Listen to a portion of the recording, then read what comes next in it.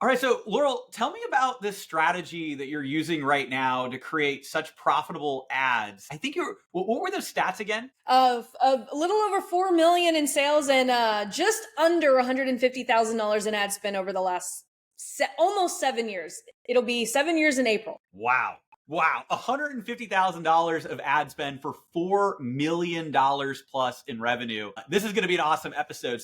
What's kind of I know you were saying you've got like one really, really amazing, and you got a bunch of strategies, but you got one strategy just to kick things off. What's kind of one of these big strategies you're using for that? Yeah, so I love that because, Alaric, they say that 2 to 3% of people are ready to buy right now, right? What if we could capitalize on a strategy that would target 97 to 98% of people who aren't ready to buy, but are your ideal clients? And so that's how I utilize $5 video ads top of funnel. And so basically, people like to talk about funnels, right? I like to call it a conveyor belt, right? So I use $5 ads to call out a specific problem for a specific person, solve the problem in that video, don't leave anything out in order to get the right people watching that video. Because then if we can get 25% of people to actually watch that video, we let them into what I call an ecosystem of retargeting ads. And then now we can just show them ads nonstop.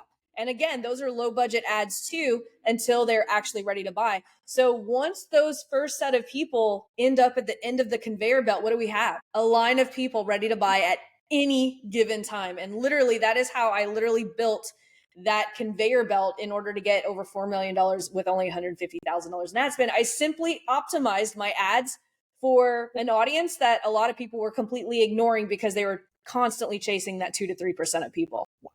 Wow. And I think you also have a lot of people in your, different programs and memberships and things that you have, which I think I remember when we were talking before, you kind of wowed me with some of these numbers. What are some of the stats of the people that you have as active members right now? So we have about 4,000 active members, but we've sold the program over 16,000 times now. Wow. And so what do you see as kind of the creative strategy behind this? And because I'm very curious about that, like what's kind of that creative strategy? Yeah, so basically, I have a background in television. And so, I understand how advertising works at not just like an internet marketing level, but just a level of that existed before the internet, right? Like if you look at television commercials, right?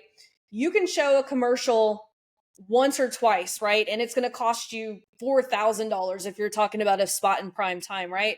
And so basically the way that I look at advertising is not just that immediate response. Like I understand the nurture sequence that goes along with it. And I understand the asset of actually building an audience, right? And so a lot of people just aren't putting the time into building that audience, because if we can actually build an audience over time, we're going to have an asset that we can use over and over and over again. A lot of people think that I did the $7 a month program first, but it was actually the last thing that I actually offered. The first thing I did was freelance agency services. Then I went into the high ticket done with you. And then I had already talked to over 3,000 people, because with my video strategy, I was having so many messenger conversations that by the time I launched the $7 program, I already had thousands of conversations sitting there in my DMs, and I just literally messaged everyone and was like, hey, I know you couldn't afford this. I know you couldn't afford that. I just launched something that's $7 and I'm still going to give you 2 Zoom coaching calls to go with it. Wow. Well, I have so many questions. I'm excited to dive into this. And it is so great to have you on here. We've got Laurel Portie, advertising strategist, author of the best-selling book on Amazon, Super Duper Profitable Ads, which, by the way, I love that title. It is awesome. Thanks so much for coming on the podcast. I say super duper like all the time. That is awesome. That is awesome. I also love the energy that you have too. I remember doing a guest training with you and some of your members. Then also we saw each other at TNC a year or two ago. Yeah, just the energy you have is really good, and I think that also comes across in some of the advertising that you're doing too. Oh yeah, my advertising is loud and gaudy. Like if I could explain it, it's loud and gaudy. You cannot miss me in your newsfeed. And so that's a fair warning for anyone listening right now. If you click, I ain't leaving you alone. I love it. And it's that omnipresent effect. And have you always been that confident on camera, that used to sharing your authenticity, or is this something that you did over time?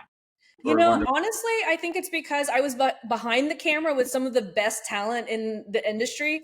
And so after writing the scripts and coaching so many people through, I mean, I'm about to age myself. I started in television in 2002. So that is a lot of time behind the camera. I didn't leave my job in TV until 2018. So that is a lot of time behind the camera, writing scripts. It was my job to literally feed the talent their lines. And so I just got really good at just being able to come up with things on the fly because quite frankly, sometimes the talent would tear up my shit and be like, that's not good. And I had to literally come up with hooks on the fly.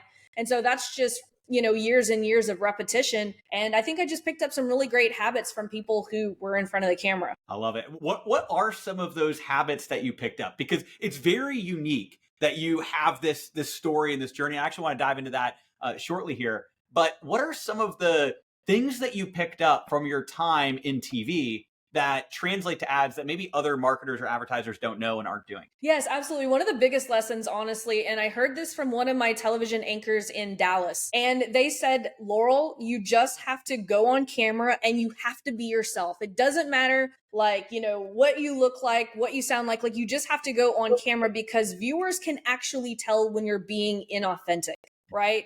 And so early on, I was, watching Amy Porterfield, and I am not Amy Porterfield, right? But I think a lot of people get held back because they think that they have to portray themselves in a certain way. And, his name was Doug Dunbar. I was like, Doug Dunbar. He literally told me, he said, Laurel, he's like, you have to just show up every day, even when there's something bad going on in your life. Like the viewers, at the end of the day, it's all about the viewers and what's in it for them. And so every single day, that's what I do, right? I don't have a team. It's me and my wife running the entire business. I just have to get up out of bed, turn this on and say, okay, who's one person that I can solve a problem for today? And it doesn't matter what's going on back here. It's all about just showing up and just being my authentic self. And I know that that's kind of cliche to say, but I think so many people say it, but they don't actually practice it. I love that. I think that it's such a great reminder. And I definitely think, a lot of people, myself included, in the early days, you're just like, okay, I have to be like this or this, person that I look up to or whatever it is. But then, when you tap into that authenticity, it's so much better and then the other thing is you also don't have to play a character because you're just being yourself. And so I love that. And I know you're creating a lot of content. How often do you create content? Where do you put that content? I know the answers to some of these questions, but for everybody listening and watching, where do you put that content? And then I'll do a follow-up question to that in a second, but how often are you creating content and where are you putting that? Is it ads? Is it into organic content, combination? What are you doing consistently? This is such a great question. And so the way that I look at content, I don't say ads, organic content. To me, they're exactly the same because ads are just organic content with money on it and organic content is just free advertising. And so to me, I took those two things out of my vocabulary because content is content. And I try to train my students to think about it the same way. And so the ads ecosystem, that I teach my students, it's actually a hybrid between what you're doing organically and what you're doing with paid ads. And I try to get students to just get into the habit of every single day doing one piece of content. Now, I'm a huge fan of video, right? Video is easy to segment your audience. You can do so many things with video, but I do understand that people consume content in many different ways. And so whenever I do a long form video, I automatically reshoot doing a whole bunch of short videos. And then I also, write it up into written content. And most of the time, the written content is actually just my Reels scripts and then my tweets. So I'm figuring out ways to leverage this one piece of content. Now, I'm not the type that's cutting up I am 100% doing the long video, then hitting re-record, recording them, and then taking the transcripts and then turning them into posts. That's just kind of my process. But honestly, it's just one piece of content every single day. Am I consistent with it? Not as much as I want to be, but in the very beginning I was, and now I'm reaping the benefits of that consistency because now, even on days when I don't feel like doing content, the ads manager is ensuring that my audience is seeing new content, whether I'm doing it or not. And when you're creating that much content, how do you know what content to produce? Where does it all come from? So it's actually coming from conversations with my audience. That is one of the things that I tell my students. Conversations are the fastest path to cash. As a matter of fact, one of my most profitable ad sequence is literally just a DM funnel that gives away a free thing. And the reason that I do that is because it keeps me in touch with my audience. Because have you ever saw an expert do a piece of video content and you're looking at it and you're like, man, that person is just so not in touch with who they're talking to right now. Like you just look at it and you're like, you could tell they haven't been in the trenches. I don't ever want my audience to look like at me and then be like, she doesn't understand us. And so even now, I make it a point to have at least 100 messenger conversations with my ideal clients. And it just turns into amazing content because so many people are just so happy that I'm just helping them out in Messenger. And I just say, hey, could I turn this into a piece of content? And no one has ever told me no. That's great. I think it's so interesting to look at that because I feel like that's the type of thing that not a lot of people do, but it's so simple, but it's hard to actually commit yourself to doing it, right? It's just talking to your ideal clients and having conversations with them and messaging them and opening yourself up to that. That's You just have to know what goal you're trying to get after, right? Like for me personally, I'm okay with just making $1 million a year, right? Like that is okay. And in order to make that, I only have to do a couple of activities a day. That's it. And so, but it all comes down to what is the goal that you're trying to actually reach, right? And I think a lot of people get lost in the whole content thing because they're not clear on where they actually want to go. They say one thing, but then they let other people talk them into having these other aspirations that keep getting them further and further away from where they actually want to be. And so I know with consistency, because I've been doing this consistently for almost 7 years now, I know that there's those 2 to 3 activities that if I do it every day, I don't ever have to worry about where my next client is coming from, and doing content and having conversations. And then what's the third? Paying Facebook and YouTube to keep that content in front of people. If I do those 3 things, I never have to worry about my next client. Yeah. That's great. And so now I want to dive and I want to dive deeper into, some of your story and some of the things that you've got that you're building up here. And we talked a little bit about that. What I'd love to know is what some, tactics are, especially for, the people watching and listening. And I also know this is something that you're famous for, is like giving out, some of these great, strategies and tactics, and, your, $5 a day strategies. So could you break that down for everybody who is watching and viewing? Like, what are some tactical things that people can go and implement and start seeing some of the types of success that you're seeing with such a big return on the ads that you're doing right now? Yeah, absolutely. So earlier I was talking about the conveyor belt, right? And so if you think about who everyone's targeting, it's that 2 to 3% of people, right? I'm actually about to just lay out my entire strategy over the next 5 minutes. Cool? Is that cool with you guys? Let's do it. Let's do it. So we're talking about you're sending ads to this offer, right? This offer is a funnel, whether it's an ebook funnel, low ticket offer funnel, DM funnel, does not matter, right? That funnel's job is to get those 2 to 3% of people who are ready to buy now. So cold traffic to that funnel. What I do is I actually build a system of ads that plug every black hole of that funnel, right? Because earlier we were talking about, well, there's 2 to 3% of people who are ready to buy, but there's 97 to 98% of people who are the ideal clients if you create the content correctly to attract those, right? There's 97 to 98% of people who are your ideal clients. They're just not ready to buy. We're going to run cold traffic to 2 places. One, to get people onto a physical list so that we can get to those 2 to 3% of people. But we're also going to run people to a $5 video ad that is going to build something that we call an invisible list. And the only reason we call it an invisible list is because we can't actually see who those people actually are, but all of the platforms are keeping track of them, right? So stay with me. Cold traffic, invisible list, cold traffic, offer, right?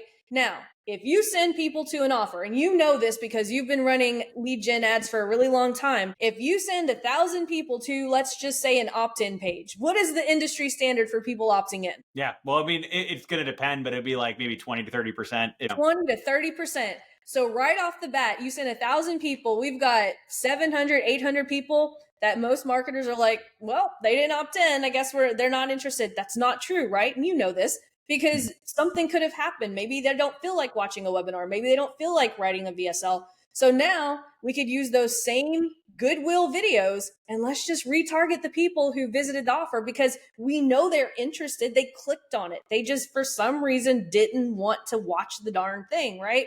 And so we send them to those videos and give them one more chance to hop onto the conveyor belt, right? So now we've got people on the conveyor belt, right? We've got the people who are ready to buy over here, and then we've got the people not ready to buy over here, right? So the next thing that I have students do is, well, what's the next black hole?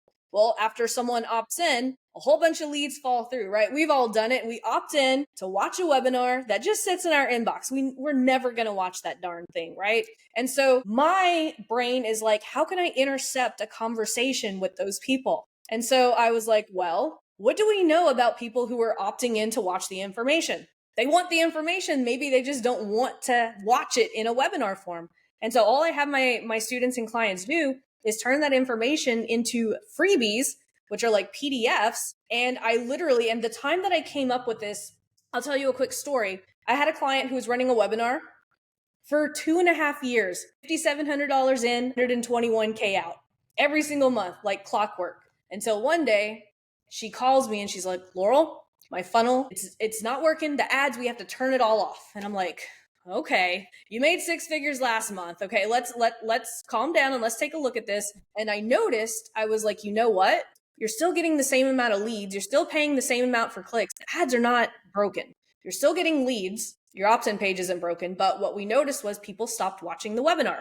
And so I went, that's interesting. And so when I have newbie students come to me and they haven't validated an offer, I would get them to give away these freebies so that they can have conversations in order to figure out what their audience wants, right? So it's kind of like a research tool.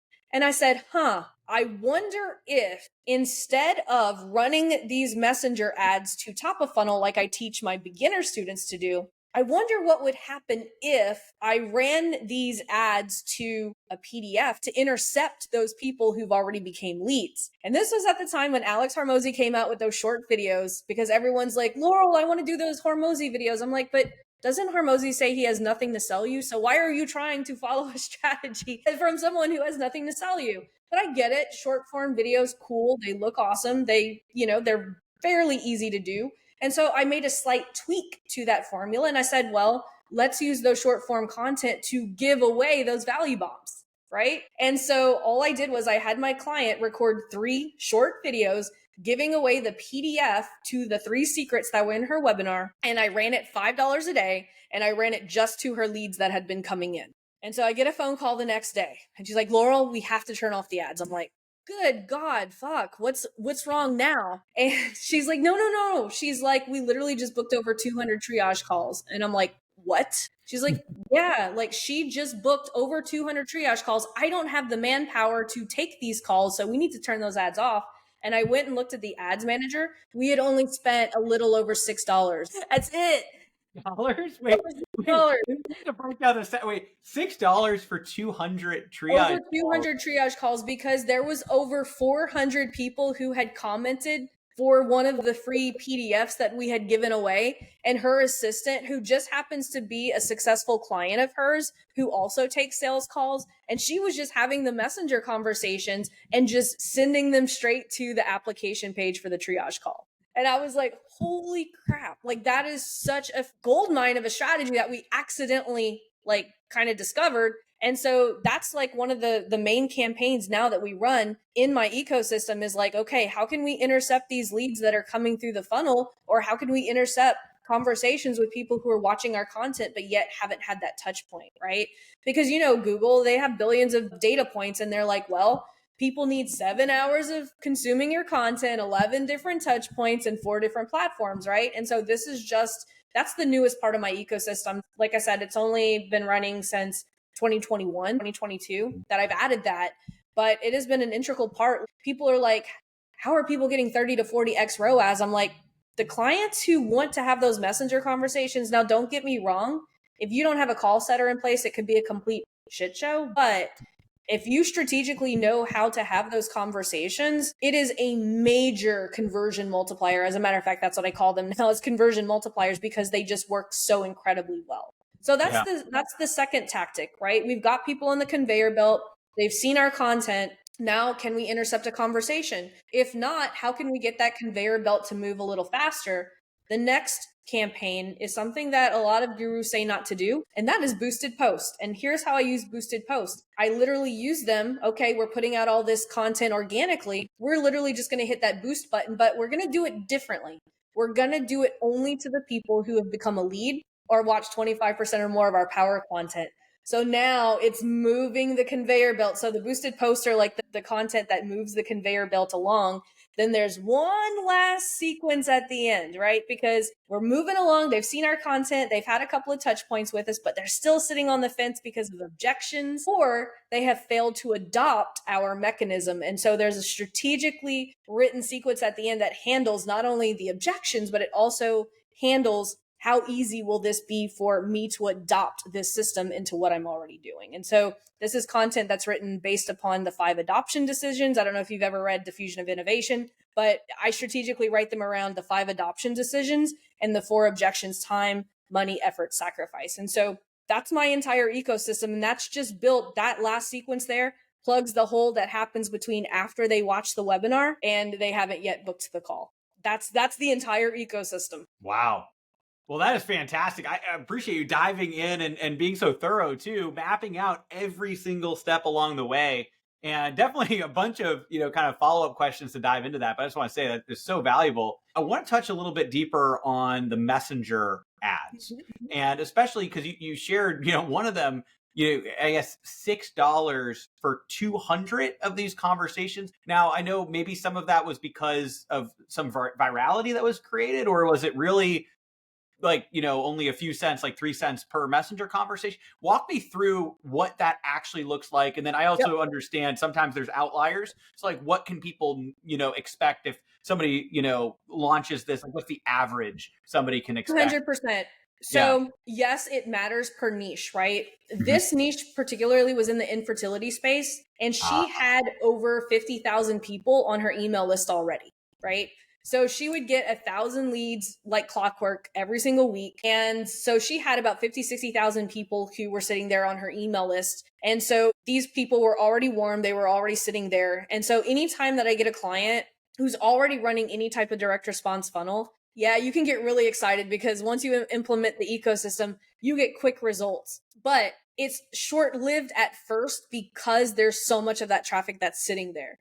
Will we get 200 triage calls every time we run this? No, because it was just being sent to a whole bunch of traffic that's sitting there. But on average, my clients who run this strategy pay about $1 to $2 per conversation, and they can convert 5 to 10 of those into a phone call if they know how to properly have a messenger conversation and actually reveal. Because here's the secret to having good messenger conversations. Now, my framework to having messenger conversations is pretending like that person has just paid you $500 to solve their most immediate constraint in the next 10 minutes. So anytime that I'm doing a messenger conversation, I want to find what their most immediate constraint is, because here's why. Here's the key. People think I run these messenger ads to give people the free thing. As a matter of fact, I don't want to give people the free thing. I want to actually figure out what their real problem is, because a great conversation is always going to solve a small problem, but what? Reveal the bigger problem. And so if you properly use this strategy, you're not actually giving them the free thing, because most of the time when people ask for the free thing, they're just collecting resources for their toolbox. And so what I want to do is I want to actually get to, how could I actually be of service to help you solve that most immediate constraint, right? So the other day, you're gonna be like, I can't believe you did that. So I had a messenger conversation the other day with someone who are spending $5,000 and their ads manager just wasn't producing for them. And so I was like, well, send me your landing page. Let me just see what it looks like. Within an hour, I had rewritten their entire landing page and wrote 6 ads, 3 angles, 2 variations on each of those angles. And I said, give this to your ads manager and just try it. And they were like, I feel like I need to just pay. I was like, no, just go try it. Literally 2 days later, they came back and they're like, how can we work with you? So that's the kind of thing that like I like to do. Now, I know this strategy isn't for everyone and you don't have to go to that extreme. All of my programs are full anyway. So now I'm just like sitting there helping people.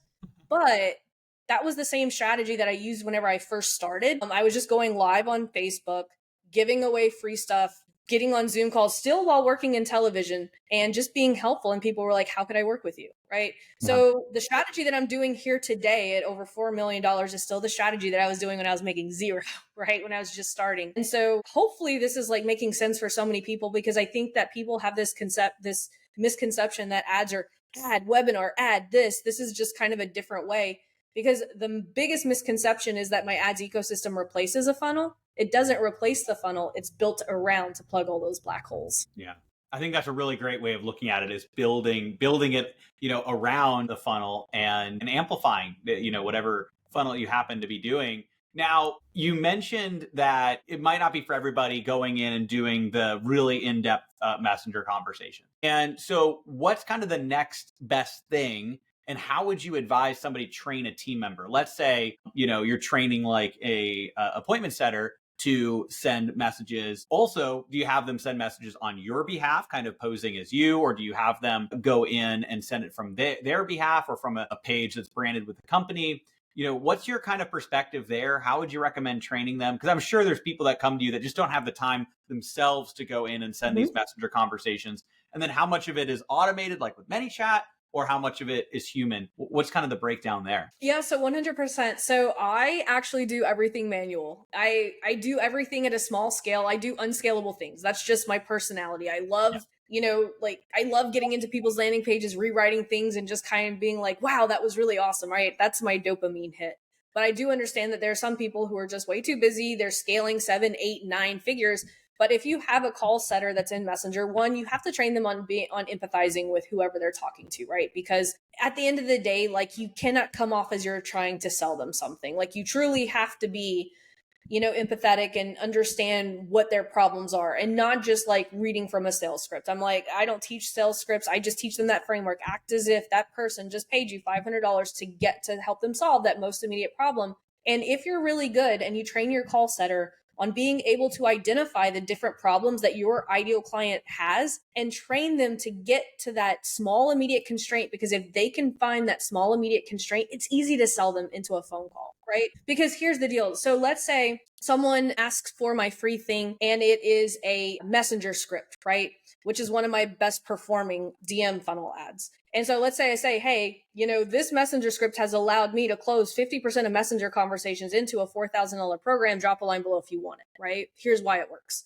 And I have all these people. If I don't ask that first question, how many messenger conversations are you getting every single day? And they tell me 0, is that script going to be helpful? No. So if someone tells me, no, I'm not getting any, I was like, well, instead of giving you this script, how about we talk about why you're not getting those messengers? Tell me a little bit about what you're doing. You're doing that. Here, try this. Tell me a little bit about what you do. I will write them a quick 60-second video and I'll be like, hey, here's a Loom video of how to set this up in Ads Manager. It'll only take you 5 minutes. Do me a favor, go and launch this. And then tomorrow come back to me and I'll literally tell you what you're doing wrong. When they come back, I'm like, oh, would it be worth a 15-minute call if I could tell you to not only increase the amount of messenger conversations, but would it be worth 15 minutes of your time if I could actually show you that messenger framework and actually personalize it for you? So you see what I'm doing? I'm just like giving them, it's like Nick, I think my mentor, Nick Peterson, he tells me it's like a ping pong match, right? That's the way that we train all of our students in our mastermind to have conversations. It's like a ping pong match. And I think the more that you practice, but you have to really be an expert. You have to be really good at what you do. People always ask me the question, Laurel, you just sound so good at what you do. And I'm like, I do this every day. I'm not one of those experts that sits behind a desk and just like sits and looks at my throne and all of my, peasants or whatever. Like, I'm literally sitting in there in the trenches, actually helping people on a daily basis. That's how I get great content. That's how I know exactly what my audience wants. And that's why, my ads, I think, do so well, is because I'm just here with my people. Yeah. Yeah. I think that's a great, way of looking at it. And you said earlier, kind of doing the unscalable things and the things that, really empathize with people and see the ways that you can support them. And I think people are looking for that right now. Yeah.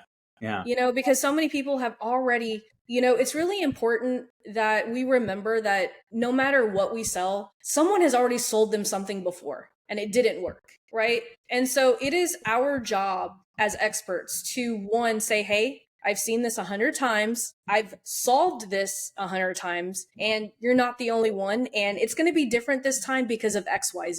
If we can prove that to them, how could we lose? Right. And so I think at the end of the day, but we have to know our audience. And so many people, especially in the internet marketing space, they're just not willing to know their audience. They want to find every reason to automate and use chatbots and do all of these things to not have to talk to people. If you're that type of person, then probably my strategy isn't for you. There's some elements that you can take away with it because there are some automated parts of my strategy, but I built my strategy around the core thing that makes money, and that's conversations. Yeah. Oh, that's great. And I think you could just really feel the passion that you have for the people that you serve and that you work with, and the content, the things that you talk about. I'm curious, going back, because I know we talked a little bit about your journey from TV to this. Walk me through a little bit more of what that journey was like, and how you got into this whole world and how you discovered it. And yeah, I'm curious to know all that. Yeah, so it's actually an interesting story, not just because it's mine, but it's very interesting because if you would have told me 10 years ago that I would have my own business, I would never have believed you. So I met my wife in 2016, and one day we were sitting on the couch. I never forget, we were watching HGTV. We were watching one of those house hunter shows. And she randomly tells me that she's always wanted to have a t-shirt company. And I was like, a t-shirt company, tell me more. And she's like, oh yeah, like the screen printing and all of that stuff. And at the time, I was huge. I love riding my bicycle. I'm a bicycle commuter. I had lived in Seattle, commuted by bicycle, lived in Phoenix, commuted by bicycle. That's just me, right? And so I was like, man, we could have a t-shirt for women who like to bicycle, because I never can find great shirts on Amazon because they're always the unisex. I was like, there's no cute women, bicyclist t-shirts. And so I was like, well, I do all my own graphics at CBS. I know how to run the Facebook ads because I've used the $5 ads to launch new TV shows like at CBS, right? And so I started running our ads. We were doing fine. Like, we were going to bicycle events in Phoenix, a yoga and cycling studio had bought some of our shirts to have in their like yoga studio and stuff. So we were getting some traction by just being out with our community. And I was running Facebook ads. And one day I see an event. I was like, Christina, Damon John's going to be in Phoenix. You laugh because you know what this is, right? It's a bait and switch. Like, it's like Damon John event in Phoenix. And of course it's free. We show up at this hotel, and of course Damon's not there, but his sales team is, and upsells us into a 2-day paid event. That's $2,000. Now, two girls who are still working full time, $2,000 is a lot of money, right? And I'm like, well, she really wants to make this t-shirt thing a full-time job. We're doing good. It couldn't hurt to pay the $2K and, go to this event. And at this event, they had matched us up with a marketing expert, and he's looking at all of our stuff and he's like, who's doing your Facebook ads? Y'all are doing really good. And I was like, oh, that's me. And he's like, well, what's your experience with that? I was like, I've been doing Facebook ads since like 2008. I was like, we've been launching TV shows that way. We've been doing news programs. And he's like, well, you're pretty good. He's like, do you know how much money you could make by selling that to businesses? And I'm like, what? And he's like, yeah. He's like, businesses will pay you a lot of money. And I'm like, well, how much? And he's like, you can make like $10,000 a month. And I'm like, nah. Like, I did not believe him. I was like, that is not, like, that has to be a scam. And so we went home and I thought more about it. And I was like, you know what? It doesn't hurt to try. And so I just decided one day, April 18th, 2018, to go live and teach people how to do one thing, because that's all I knew how to do, was launch a simple $5 video ad, because that's what I had been doing when we were launching episodics and brand campaigns and all of this. And here we are, lo and behold, almost 7 years later. And it's funny because I was just targeting people who I wasn't even targeting. I was doing organic content, and I was doing it for brick and mortar businesses because I didn't really know much about the internet marketing space, honestly. And then one day Chad Thibodeau messages me and he's like, will this work for webinars? And I was like, what's a webinar? I didn't know what a webinar was, a sales funnel. Like, I was completely like oblivious to the whole internet marketing space. And it's funny because he sent me an Onyx and Gal video that walked through like kind of like the whole webinar thing. And I was like, this is very interesting. And that's where I started to craft. I was like, well, if we look at an ecosystem like we have in advertising, right? We've got commercials that are top of funnel. We've got the coupons that they send in the mail. We've got the radio spots. We've got the billboards. We've got this. And I'm like, we could literally build a very similar ecosystem using all of these platforms and segments. And so that's where I started to piece together what is now the ads ecosystem that I run. So that's my story. There you go. Wow. Bringing it all together. Now I'm curious. So you were running $5 a day ads to launch TV shows. Tell me more about that. Yeah. So basically, because for instance, right, like the last TV show that I worked for was a syndicated television show. And Okay. so we were running we would run $5 ads in only the cities where that show aired. And you have to think, for every show, there's two levels. There's the brand promos of the show, but then there's the episodics, right? Like what the specific episodes for that day. And so there was no need, because the zip codes were so, like, a $5 ad is going to go a really long way in all of these zip codes. So there was no need to run high dollar ads.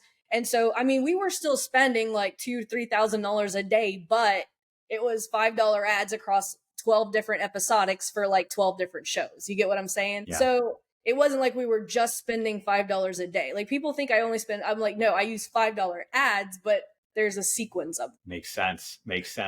And it's always interesting to see that the journey kind of come full circle around, to have that then be the strategy that you're helping, all these different people with. And I know one of the things you also talk about is like the data, right? And I think 90 days to data, one of the things. Could you explain a little bit more about that and how that factors into your whole strategy? Yeah, absolutely. And so it's something that I actually learned from Nick, and it's FIP: frequency, intensity, purpose, right? There's so many people who are like, I'm going to go out and I'm going to find my purpose. And it's like, you can't really find your purpose. Your purpose kind of finds you, right? And so the whole 90 days to data came out of me trying to tell people, if you go out and do 90 pieces of content, one content piece a day, right, for 90 days, you're going to get the frequency. You're going to figure out what works, right? Through doing that frequency, you're going to find your intensity, which is your own unique spin, your unique style, right? And then by going out and doing 90 days more of intensity, your tribe is going to find you. Right? I told you the story of how I set out to find brick and mortar businesses, but the internet marketing space found me. I found my purpose, right? And that's the way that I like. So that's why I always say 90 days to data, because you have to think about this. If you ran ads during Q4 of last year, do you think you would actually have accurate data as to how your ads are going to actually perform? No, there's all kinds of environmental factors of what went on, right? Yeah. And so that's why I always tell students, it's at least 90 days of data. Don't come to me and say something's not working until we have 90 days of data. I'll give you a direct example. So I had a student who told me his son had just had a baby, and he was actually a coach for Seth Godin at one point. And so he was like, I really want to start my own consulting business. My son just had a baby, and my wife would really love for us to babysit the baby instead of them having to pay a babysitter. And so I helped him over 90 days, put out one piece of content, helped him with his PDFs, everything that he needed in order to attract that type of audience that he was looking at. And he was attracting people who were just like him. They were looking for the later in life business, right? Something to fund their retirement. And every single day I was like, just go out and solve one person's problem. Well, at the end of 90 days, he's like, I didn't quite make my goal, but he's like, I made money. I was like, that's amazing. Give me your numbers. And he said, I did this many posts. I got this many comments, this many messenger conversations turned into this many calls turned into this many sales, right? And so I saw two things. I saw that he was not getting enough messenger conversations, but also he wasn't closing enough sales calls. If you look at the data, what do you think would be easier to do? Work on maybe your sales call framework, or put out more content to get more messenger conversations? So the next 90 days, guess what him and I worked on? Just his closing rate on his sales calls. Just by working on that for 90 days, we were able to get him to that $10,000 to $11,000 a month that he wanted. And so that's why it's important to have that 90 days to data, because if you have those numbers, it just becomes a math problem. And math problems for me are easy to solve. I love it. And okay, so speaking of math problems, and then this is something I'm curious about. And if you don't mind me asking, because this is one of the things, when you have ads that are so profitable, right? Mm-hmm. $150,000 in $4 million out, I think the vast majority of people would be so tempted to scale those up. What is having you keep those smaller? Have you gone to scale some of those up, or you're not interested? Like, walk me through that, because I think a lot of people, and especially people maybe watching this podcast, listening to this podcast, are definitely going to be interested in that. So I just want to say what everybody might be thinking. I'm curious what your answer is. 100%. I get asked that question all the time. Mm-hmm. And so here's my answer is, I know myself, right? So when I started the $7 program back in 2018, November 2018. It's going to be 7 years old this year. I made it a point, because I had talked to so many people who couldn't afford all of these high ticket coaching programs. When I started the $7 program, it was the core value that I was going to deliver a high ticket product for a low ticket price, because I already had my other two programs, right? And if you look at the core values of that, is ensuring that people not only get a course, but they get help going through the course, because it is my belief that ads are so fluid. There's no way that you can have a one size fits all for anything. And so in order for me to be able to deliver 2 Zoom coaching calls a month, you've been on one of them, and I do an Ask Laurel thread every single week, because I've kept that program capped at about 4,000 people, I am able to deliver that level of high ticket service, that my core value that I started the program with, right? And so I can't scale that past that without breaking one of my core values. Second core value is I don't want employees. So it's either me or I would either have to lose some of the integrity of what I built the program on, or hire someone. Both are breaking my personal core values of why I have my business. And so it wasn't hard to say, okay, cool, we're not going to scale these ads. Now, I've got students who we're scaling their ads using the same strategy, and we scale it the exact same way, right? Because true scale isn't just in raising the budget. True scale is variations. You know this, right? You have to have variations, you have to have angles. And so that's true. In my opinion, it's not just about raising the budget. It's about having those different pockets of angles and variations to exploit a certain pocket of people, and then being able to not only scale to like $1,000 a day, $2,000 a day, but being able to keep those ad sets relatively low because you have so many of them.